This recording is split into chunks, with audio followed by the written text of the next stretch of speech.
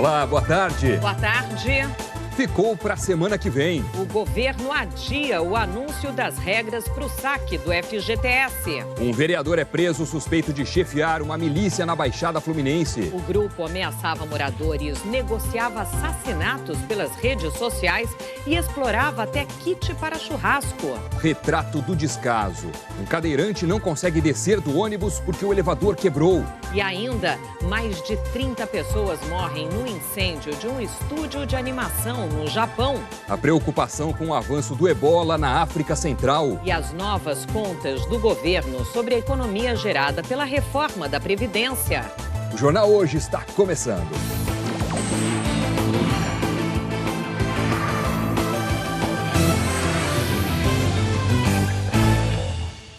Uma milícia que atuava como grupo de extermínio, além de exigir pagamentos por serviços, é alvo de uma operação na Baixada Fluminense. Um vereador do partido Avante, acusado de chefiar a milícia, foi preso.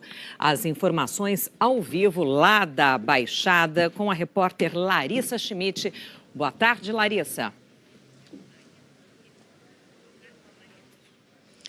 Oi, boa tarde, Sandra. Boa tarde a todos. Está preso o vereador Davi Brasil, do Partido Avante, do município de Queimados, na Baixada Fluminense, além de outras 11 pessoas, incluindo um policial militar. A operação continua, a polícia está atrás de um dos homens mais perigosos desse grupo, que está foragido. O nome dele é Carlos Luciano Soares da Silva, conhecido como Macaco Louco. Ele é um dos executores de assassinatos encomendados. Segundo a polícia, o grupo atua desde 2014. A milícia agia em 3 condomínios do Minha Casa Minha Vida, onde cobrava por serviços diversos e, inclusive, exigia ter o monopólio de venda de cesta básica e até de kit churrasco, que incluía itens como carne, linguiça e carvão. E apesar de cobrar também por segurança contra o tráfico, num desses condomínios, a polícia encontrou integrantes vendendo drogas.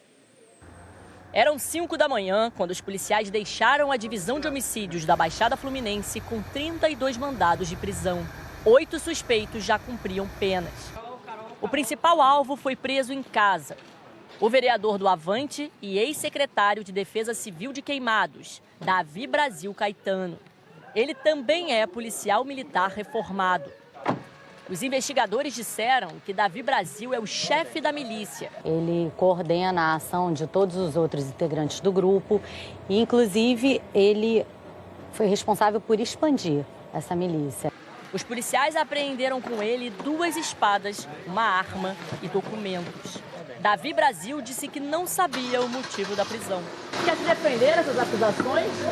Eu ainda não sei nem do que estou sendo acusado, não tenho do que me defender. Durante a operação, os policiais também apreenderam um carro com um facão cheio de sangue. Os investigadores acreditam que o facão tenha sido usado em um crime cometido ontem. Os milicianos agiam em condomínios do programa Minha Casa Minha Vida e em outros locais da Baixada Fluminense. Eles exigiam dos moradores o pagamento de taxas de segurança, sinais de TV a cabo, entre outros serviços. Mas também são acusados de participar de um grupo de extermínio apontado pela polícia como um dos mais violentos do estado. Pela rede social, moradores encomendavam mortes de pessoas. Em uma postagem, uma pessoa encomendou a morte do genro. Ele está envolvido com o tráfico de drogas. Já tentou matar a minha filha. Peço a sua ajuda. Ele tem que morrer. A página saiu do ar em 2017, durante as investigações. Ano passado, Queimados foi apontado pelo Atlas da Violência como o município com a maior taxa de mortes violentas do país. Culpa da expansão das milícias e do tráfico de drogas. As vítimas, em sua grande maioria, eram pessoas envolvidas com tráfico de drogas. Não necessariamente. Existiam também outros criminosos, acusados de outros crimes, usuários de drogas, mas, repito, não necessariamente pessoas ligadas ao tráfico, mas principalmente. Em nota, a executiva estadual do Avante disse que foi surpreendida com o fato e que o caso será analisado pela Comissão de Ética do partido. A Polícia Federal está investigando a apreensão de uma mala de dinheiro que estava em um carro de policiais reformados em Minas. Eles disseram que levavam mais de R$1,5 milhão.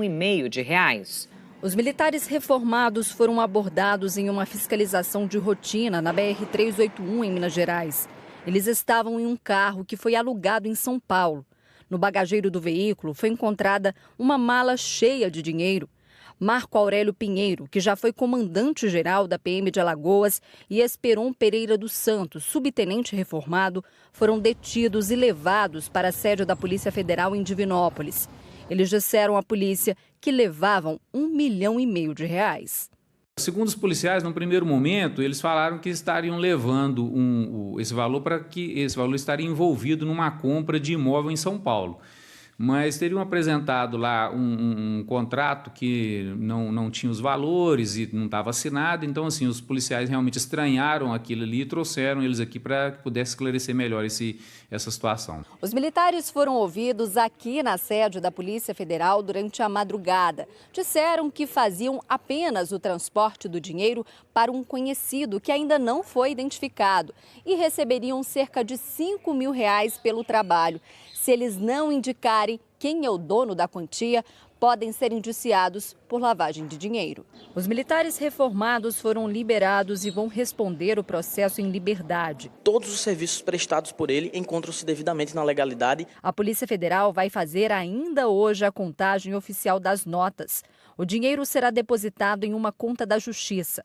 A partir do momento que a gente passa a pedir detalhes de tudo como aconteceu, realmente eles não conseguem dar uma versão clara do que foi, de quem contratou, quem foi a pessoa que encontrou, qual seria esse destino, nada disso foi esclarecido. A Justiça negou o pedido de prisão temporária contra um suspeito de participar do assalto a um bar que terminou com a morte de um policial militar na zona sul de São Paulo. Jonas Vitor Pinto Silva, de 22 anos, tinha sido preso ontem, após a polícia ouvir testemunhas do crime. Um segundo suspeito de envolvimento na morte do soldado da PM, Fábio Júnior Lisboa, foi identificado. É Jonathan Pinto da Silva, irmão de Jonas.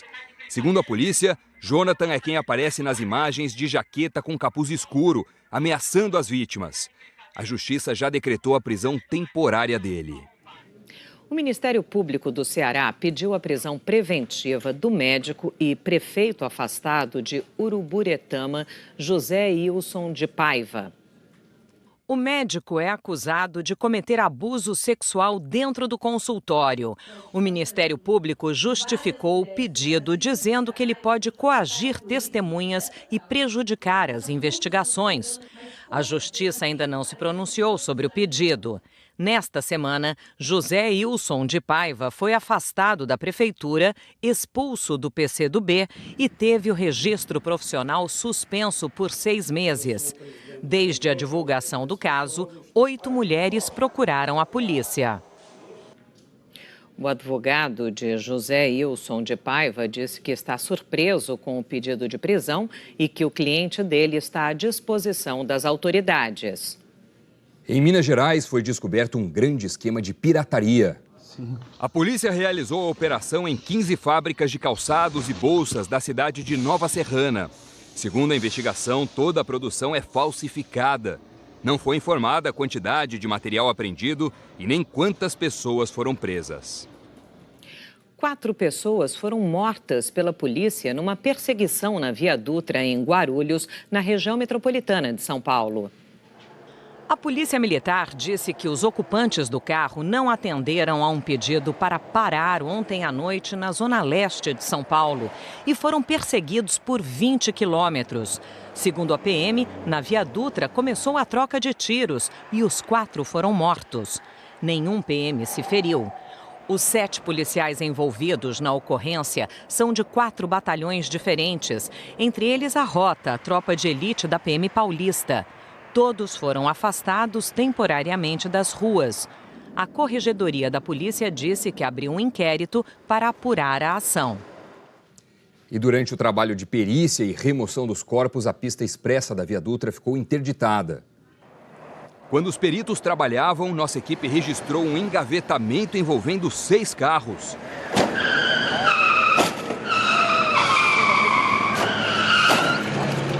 Horas depois, o repórter Giba Bergamin estava posicionado para falar ao vivo quando ocorreu outra batida.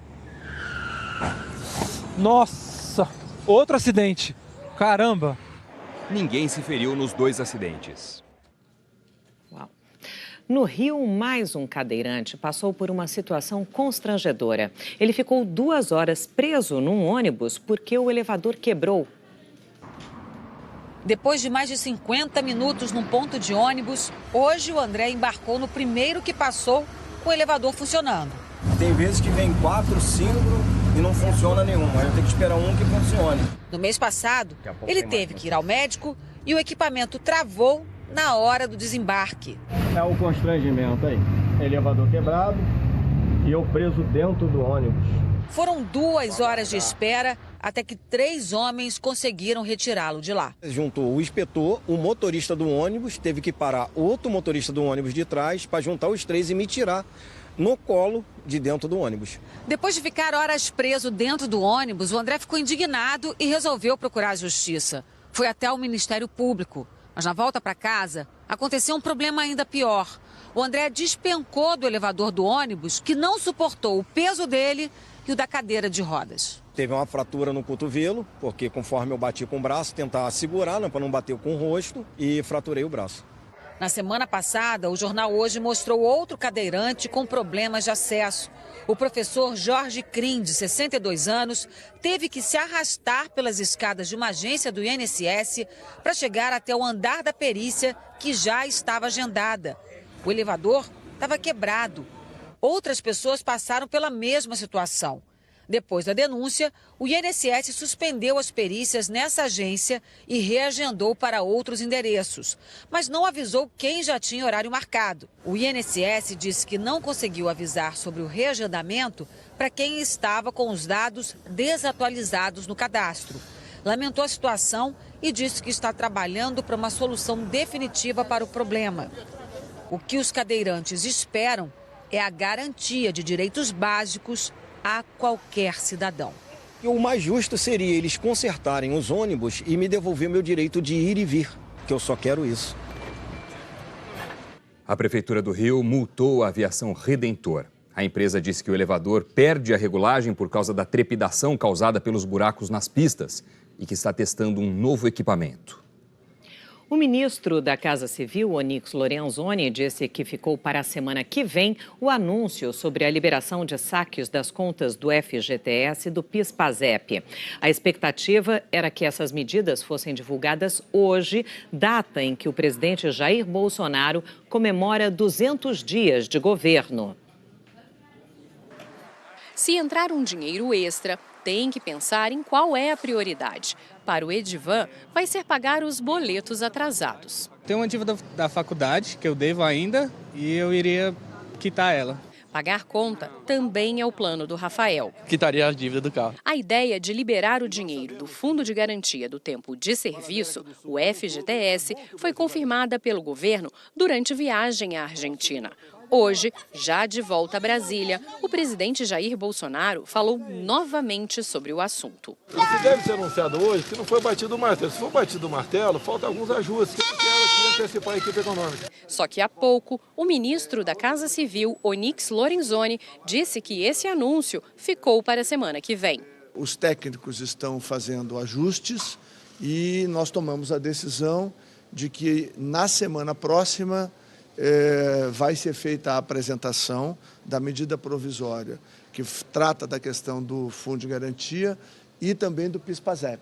Então, os dois serão apresentados conjuntamente, provavelmente entre quarta e quinta da semana que vem, vai depender um pouco da agenda do presidente. Falta saber quais contas serão liberadas. O governo pode permitir o saque das contas ativas, inativas ou das duas. A estimativa é que o valor total a ser liberado fique entre 20 e 30 bilhões de reais. O percentual de saque poderá variar de acordo com o saldo de cada trabalhador. Também deve ser liberado o saque das cotas do PIS/PASEP. Com dinheiro no bolso, a equipe econômica espera que o brasileiro gaste mais e que o consumo reaqueça a economia, que anda parada.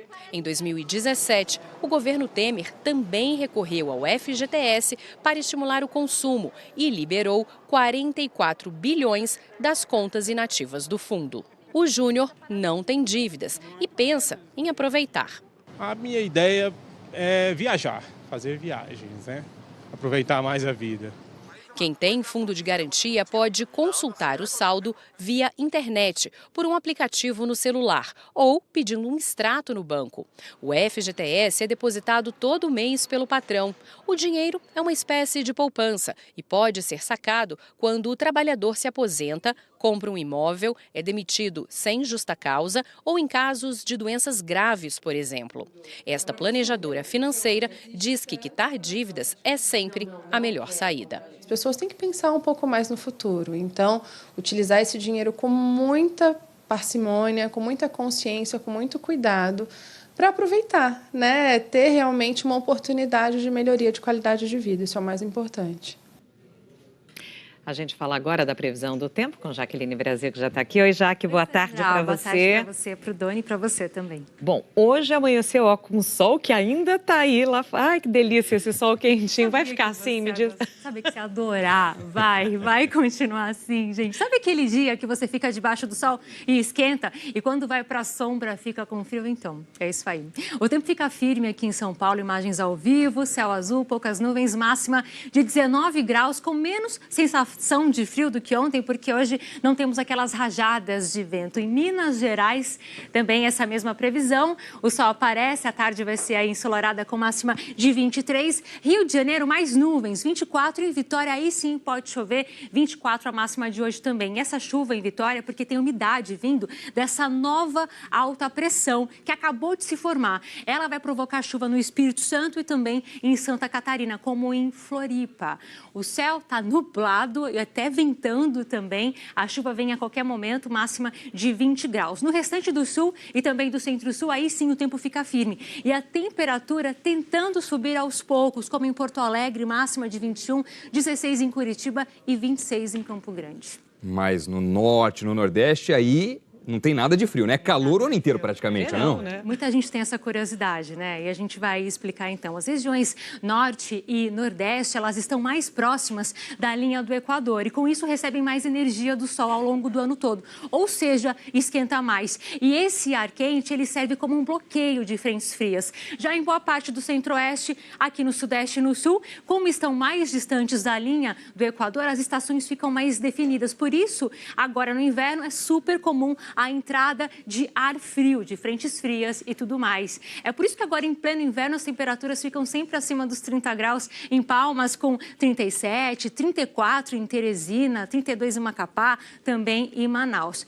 Só que também tem a circulação de umidade, é por isso que hoje, dia sim, na verdade, dia também, sempre chove no norte. Hoje, mais uma vez. No nordeste, aí sim, risco de temporal. Atenção, a chuva pode ser forte, volumosa e com raios. Em Sergipe também, no Recôncavo Baiano. Outro destaque, que é bem comum nessa época do ano, é a queda da umidade relativa no ar na área central do país. Em Brasília, em Goiânia, hoje vai fazer calor e a umidade vai ficar aí perto dos 30%. Rondonópolis, Mato Grosso, mais ainda, cai mais, 25%, assim como Porangatu, Goiás e Cuiabá, só 20%. Há mais de 2 meses não chove na cidade. Pois é, mais do que o frio, o que me mata mesmo é a secura, viu? Sim, para respirar é muito ruim, né? É difícil, né? Obrigada, Jaque. Até amanhã. Valeu, Jaque. Até.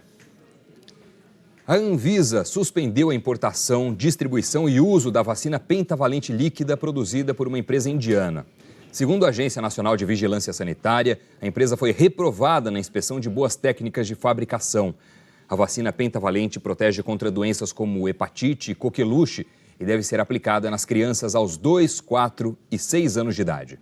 Países da África Central estão preocupados com a propagação do ebola na região, um dia depois que a Organização Mundial da Saúde declarou o surto da doença na República Democrática do Congo, uma emergência de saúde internacional. A comunidade em Uganda recebe as instruções. Se vocês encontrarem uma pessoa morta e não souberem a causa da morte, não enterrem essa pessoa. Vocês podem contrair a doença. Avisem as autoridades de saúde. O surto do ebola já provocou quase 1.700 mortes na República Democrática do Congo e pode se espalhar por outros países. Os que mais correm risco são Sudão do Sul, Uganda, Ruanda e Burundi. A OMS declarou a emergência de saúde pública de preocupação internacional.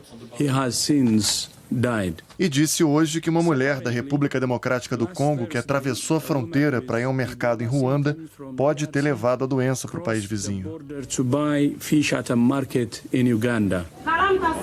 Para o vírus não se alastrar, a ONU espalha informação. Cuidados básicos com higiene foram redobrados. Como os sintomas são muito parecidos com os da gripe, dor muscular, fraqueza, febre, o monitoramento é diário. Existe uma vacina eficiente contra o ebola. Mais de 160 mil pessoas já tomaram, mas não está disponível para todos. A OMS pede que governos de países ricos doem dinheiro. Esse é o segundo pior surto de ebola da história. Entre 2014 e 2016, 11 mil pessoas morreram na África Ocidental. Na época, o vírus do ebola se espalhou por vários países. Levou preocupação ao Brasil, inclusive. Aqui no Reino Unido, uma enfermeira escocesa que contraiu a doença em Serra Leoa foi atendida nesse hospital em Londres. Ela chegou a ficar quase um mês isolada e sobreviveu. Em países com menos estrutura, a realidade é outra. Uma ambulância já é um presente. Pelo menos 30 pessoas morreram num grande incêndio no Japão. Foi tudo muito rápido. O fogo se espalhou pelos 3 andares e chegou no terraço do prédio da Kyoto Animation, um estúdio de animação fundado há 37 anos e que produz alguns dos desenhos mais populares do Japão. Testemunhas disseram que um homem invadiu o local e espalhou gasolina e, antes de acender o fogo, gritou que todos iam morrer.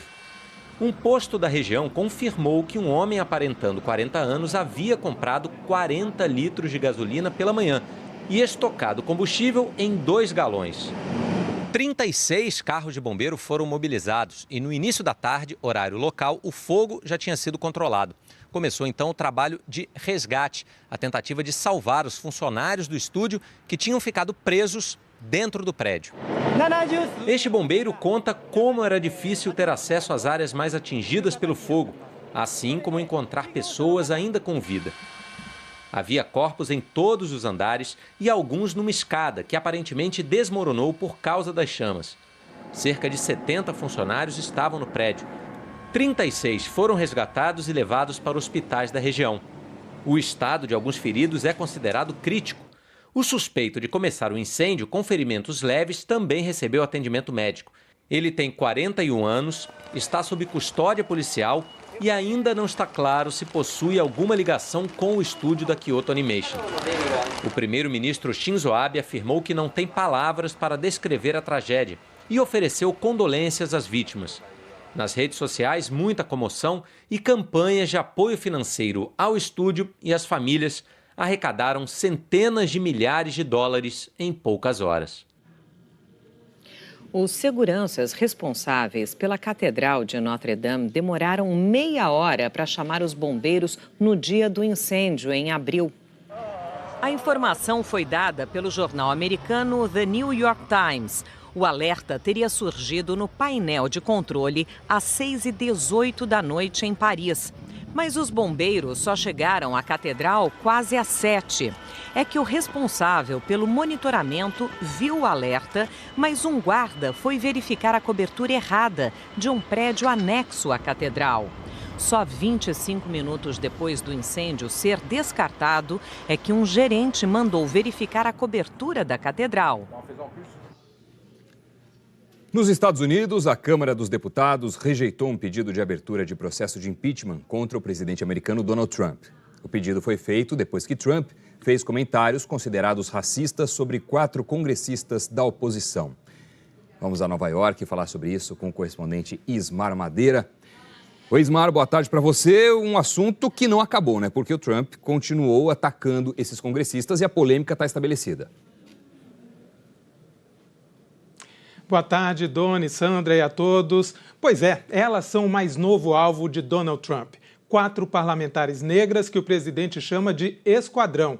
As deputadas do Partido Democrata, Alexandria Ocasio-Cortez, de Nova York, Ilhan Omar, de Minnesota, e Anna Presley, de Massachusetts, e Rashida Tlaib, de Michigan, têm origens estrangeiras e fazem oposição a Trump e à sua política de imigração.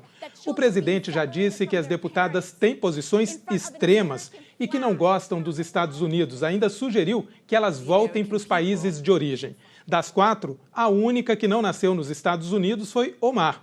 Ela veio para cá quando criança, com os pais fugindo da violência na Somália e se naturalizou americana. Num comício de campanha para a reeleição ontem à noite na Carolina do Norte, Donald Trump voltou a atacá-la, enquanto o público de apoiadores gritava: "Mande-a de volta". Donald Trump também cantou vitória e agradeceu aos deputados do Partido Democrata de oposição, que tem maioria na Câmara e que votaram contra a abertura de um processo de impeachment. Mais de 3/4 da Câmara dos Deputados votaram contra o pedido de afastamento do presidente, protocolado por causa das declarações consideradas racistas contra as parlamentares. Doni, Sandra. Ismar, obrigado pelas informações. O governo do Irã disse que apreendeu um navio estrangeiro que contrabandeava petróleo. O anúncio foi feito pela TV estatal iraniana. A nacionalidade do navio não foi informada. Mas, segundo os iranianos, a embarcação é a mesma que foi resgatada com problemas no último domingo. No mês passado, 2 petroleiros foram atacados no Golfo de Omã. Os Estados Unidos culpam o Irã pelos ataques. Os iranianos negam. A tensão na região aumentou desde que os Estados Unidos abandonaram o acordo nuclear. A seguir, o governo refaz os cálculos da reforma da Previdência. E senadores já discutem a possível indicação de Eduardo Bolsonaro para a Embaixada do Brasil nos Estados Unidos. A gente volta já.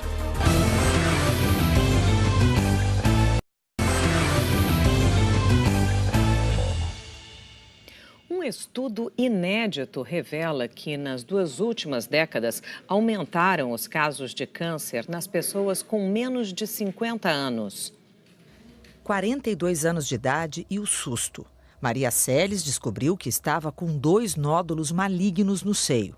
Teve que fazer quimioterapia e retirar uma das mamas. A gente não imagina o que vai acontecer com a gente, né? Ao começar o tratamento, ela encontrou muitas mulheres, jovens como ela, com a mesma doença. Eu achei que isso estava acontecendo só comigo. Você conhece um mundo que não existia para você. Um estudo inédito feito pelo Observatório de Oncologia analisou dados do Instituto Nacional do Câncer, focando nas pessoas de 20 a 49 anos de idade. E os números registraram um aumento de casos nessa população mais jovem no período de 1997 a 2016. Os médicos não sabem as causas, mas alertam para os fatores de risco, como o cigarro, o sedentarismo e o consumo excessivo de álcool.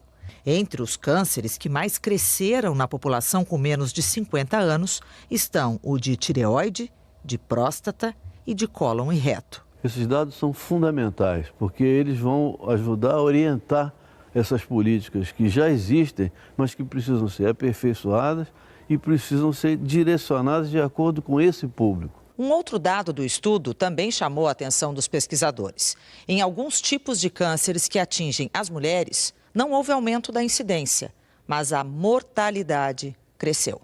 A taxa de mortalidade que mais subiu foi a de câncer do corpo do útero, 4,2%. De cólon e reto, o aumento foi de 3% e de 2,5% nas pacientes com câncer de mama. Provavelmente essas mulheres não estão tendo o diagnóstico na fase adequada da doença. E quando tem o diagnóstico, já é um diagnóstico tardio e, portanto, elas acabam, muitas delas acabam falecendo por causa disso. O governo divulgou há pouco o valor atualizado de economia que a reforma da Previdência vai gerar num prazo de 10 anos, depois das alterações feitas na Câmara dos Deputados durante a aprovação em primeiro turno. A divulgação foi feita pelo secretário de Previdência e Trabalho, Rogério Marinho, e a Marina Franceschini acompanhou tudo, traz as informações ao vivo para a gente. Boa tarde, Marina.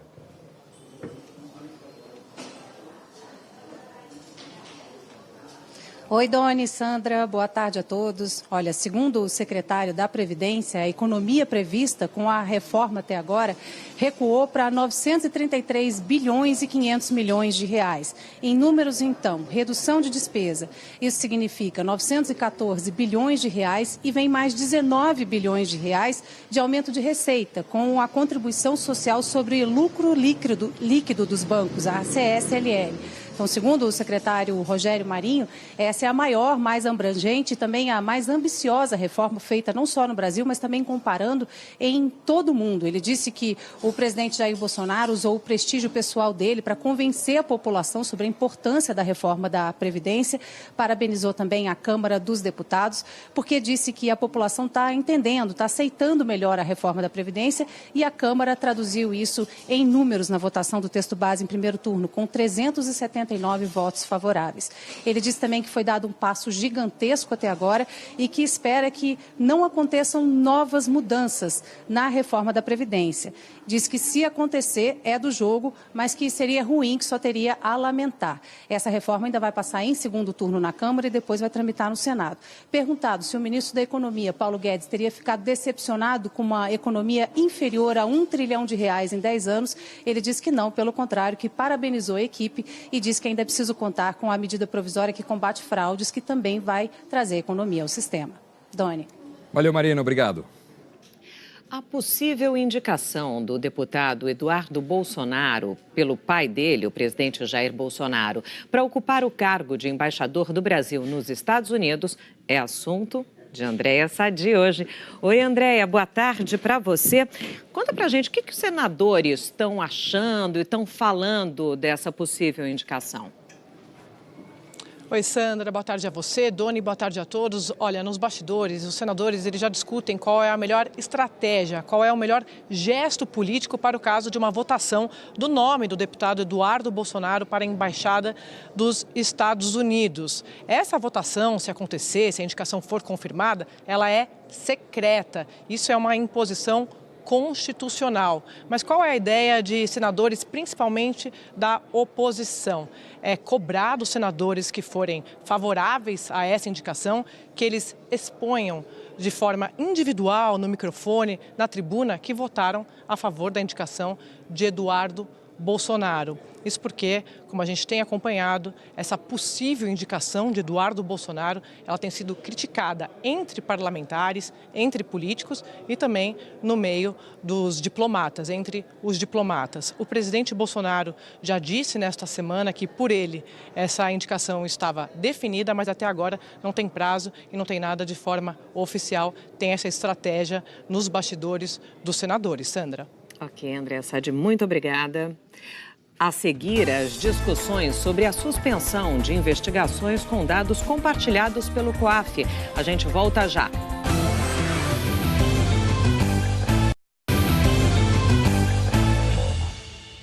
A decisão do presidente do STF, Dias Toffoli, de suspender investigações com dados compartilhados pelo COAF sem autorização judicial, atendendo a um pedido da defesa do senador Flávio Bolsonaro, vem recebendo críticas.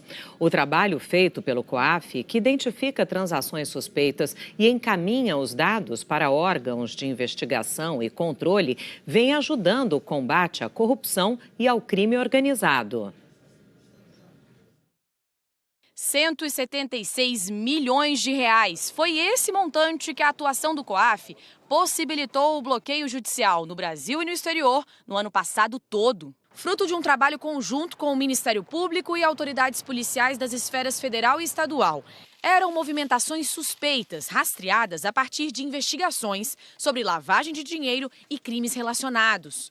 Em todo o ano passado, foram feitos 7.345 relatórios de inteligência. E esse número vem aumentando ao longo dos anos. Em 2015, por exemplo, foram 4.304.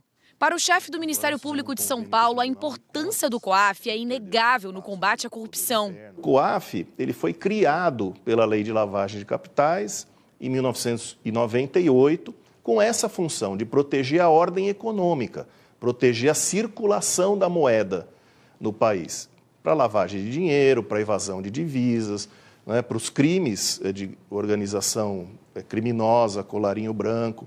Então, o COAF tem uma função muito importante, mas como meio de prova. O COAF não é uma prova, por isso que não precisa da autorização judicial para obter essa informação. Na terça-feira, o presidente do Supremo Tribunal Federal, ministro Dias Toffoli, suspendeu todos os processos judiciais que tenham surgido a partir do compartilhamento de dados bancários por órgãos de controle sem autorização da Justiça. A decisão atende a um pedido da defesa do senador Flávio Bolsonaro, do PSL, filho do presidente Jair Bolsonaro, e suspende a investigação em que Flávio é suspeito de ficar com parte dos salários de funcionários do gabinete, quando era deputado estadual. O relatório do COAF revelou movimentações atípicas de R$ 1.200.000 na conta de Fabrício Queiroz, ex-assessor de Flávio Bolsonaro. A defesa argumentou que o MP usou o COAF para criar um atalho e se furtar ao controle do Poder Judiciário. A decisão de Toffoli atinge não só os processos na Justiça, mas também os inquéritos e investigações em andamento no Ministério Público Federal e nos estados. Os procuradores dizem não ter ainda a dimensão exata de quantos processos podem ser atingidos pela suspensão, mas já estimam o impacto no combate ao crime organizado. As facções criminosas que hoje dominam controla presídios no Brasil inteiro, elas movimentam milhões de reais e esse dinheiro é lavado através de esquemas de lavagem de dinheiro que são identificados e combatidos através do trabalho do COAF, feito da maneira como é feito há 20 anos, não é uma novidade, há 20 anos que a coisa é feita dessa maneira. Até novembro, quando o plenário do STF vai decidir definitivamente sobre os limites da atuação do COAF, estão mantidas somente as investigações em que foram compartilhados dados globais, sem detalhamento, e também investigações nas quais a Justiça autorizou o COAF, o Banco Central e a Receita a repassarem informações. Agora há pouco, o presidente do STF, Dias Toffoli, falou sobre a decisão de suspender investigações com dados compartilhados pelo COAF sem autorização judicial.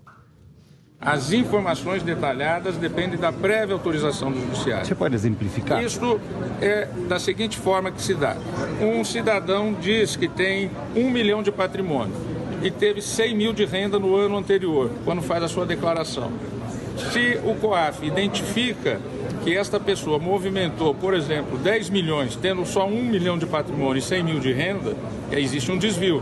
Comunica ao Ministério Público, o Ministério Público pede a quebra de sigilo ao Judiciário, o Judiciário faz a quebra de sigilo. Isso tem um controle do Judiciário. Se não é feito dessa forma, se o detalhamento é feito sem a participação do Judiciário, qualquer cidadão brasileiro está sujeito a um vasculhamento na sua intimidade. E isso é uma defesa do cidadão. Então, essa decisão não impede as investigações. Essa decisão, ela autoriza, como foi o julgamento no Supremo e no plenário, as investigações que tiveram origem do compartilhamento global e depois o detalhamento com autorização judicial. É uma defesa do cidadão. A vacina pentavalente protege contra doenças como hepatite E coqueluche também, e deve ser aplicada nas crianças aos 2, 4 e 6 meses, e não anos, né, como nós dissemos há pouco, por isso nós pedimos desculpas. O Jornal hoje termina aqui, você acompanha outras notícias no Jornal Nacional. Uma ótima tarde, amanhã a gente se vê. Para rever as reportagens exibidas hoje, basta ir ao Globoplay. Obrigado pela companhia, boa tarde, amanhã tem mais.